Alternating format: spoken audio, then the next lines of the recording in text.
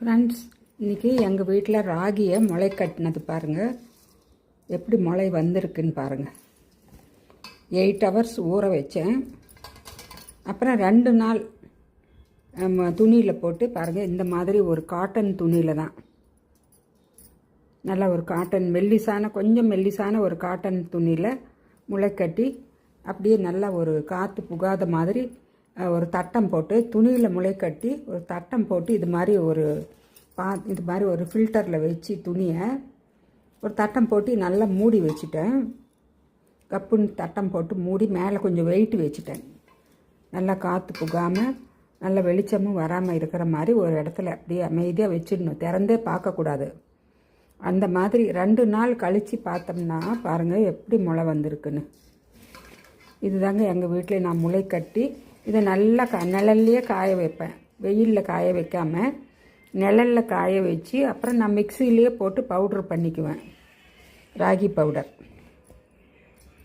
அதில் தான் ராகி களி செய்கிறது, ராகி முத்தை செய்கிறது, ராகி கஞ்சி, அதெல்லாமே இந்த மாதிரி முளை கட்டின பவுடரில் தான் செய்கிறது.